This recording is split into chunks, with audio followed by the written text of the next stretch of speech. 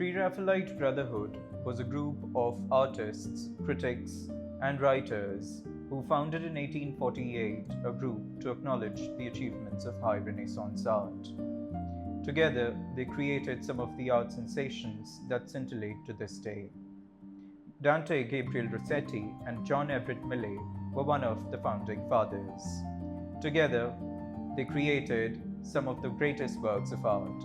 Today, we would be acknowledging their achievements and also exploring John Everett Millais' art. And today, we would also be looking at the painting Ophelia. This brotherhood of Pre-Raphaelites was influenced by John Ruskin, the art critic of fame during his time, and even to this day. John Ruskin's ideas were such that they elaborated aesthetics in a new form. They looked at ideas that had already been received but refashioned them. John Everett Millais and Dante Gabriel Rossetti were one of the finest painters of this movement. They also published a magazine called The Germ. The Pre-Raphaelites expounded their ideas through this magazine, and it also brought out many of the works of Dante Gabriel Rossetti, who was a poet himself. For them, the Parnassus spring of their inspiration was in the high art of Renaissance that flourished prior to the Mannerist art.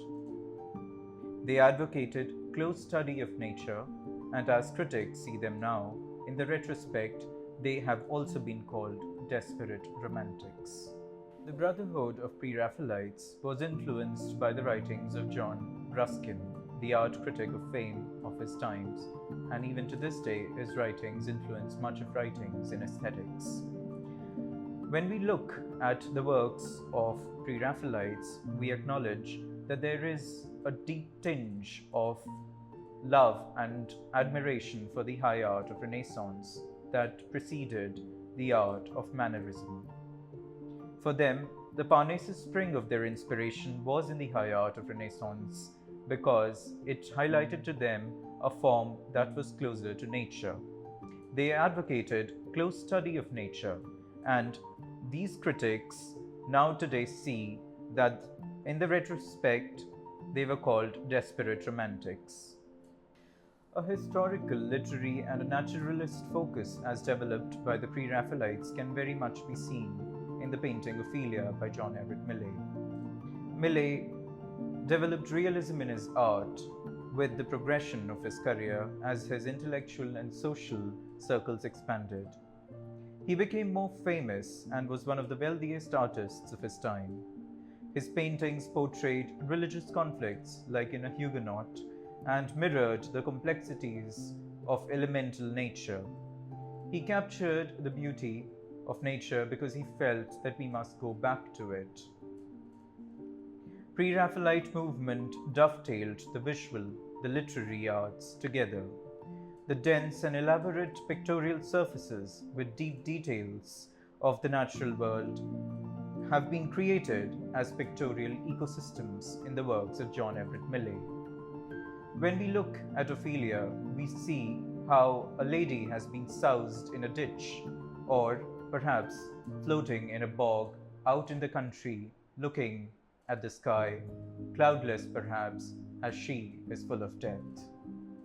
Episodes and scenes from Shakespeare's plays like Measure for Measures were the subject of the paintings, like Mariana and Hamlet's Ophelia too. The eloquence of Millais' paintings flows from the fact that he united narrative and symbol together.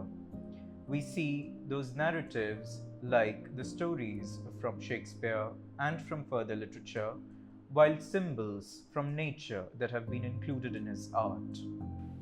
Interestingly, some of his paintings were also used for advertisements such as bubbles for the Pear's soap.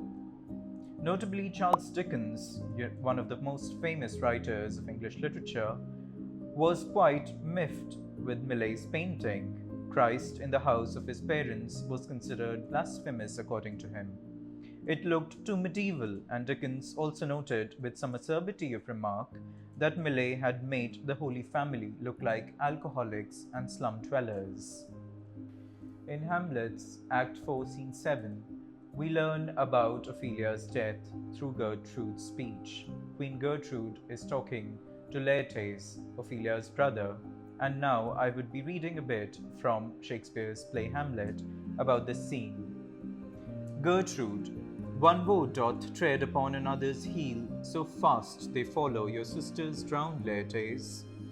Laertes, her brother, is quite shocked to learn about his sister's death.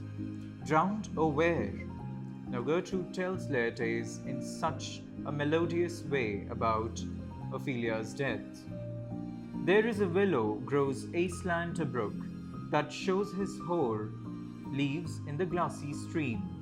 There with fantastic garlands did she come of crowflowers, nettles, daisies, and long purples, that liberal shepherds give a grosser name, but our cold maids do dead men's fingers call them.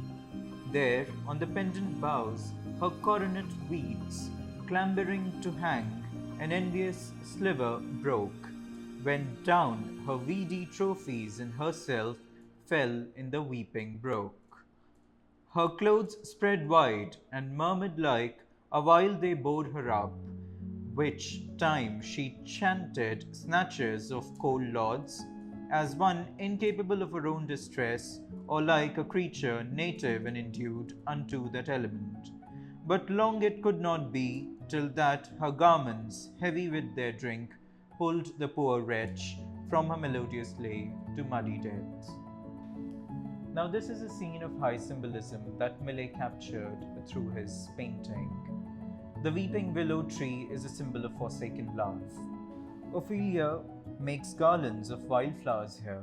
She climbs into a willow tree overhanging a brook to dangle them from the branches. A bough breaks under her feet, and she falls into the brook. She lies in water, lilting a song, unaware of her danger, incapable of her own distress. Her robes trap. Ophelia makes garlands of wildflowers here in this scene. She climbs into a willow tree overhanging a brook to dangle some from its branches. A bough breaks beneath her feet, and she lies in water, lilting a song, unaware of the danger that attends her, incapable of her own distress, as Gertrude called it. This danger takes and overtakes, and she gets drowned. Her robe traps air, and she floats a while, but her garments, ultimately weighty with water, completely souse her.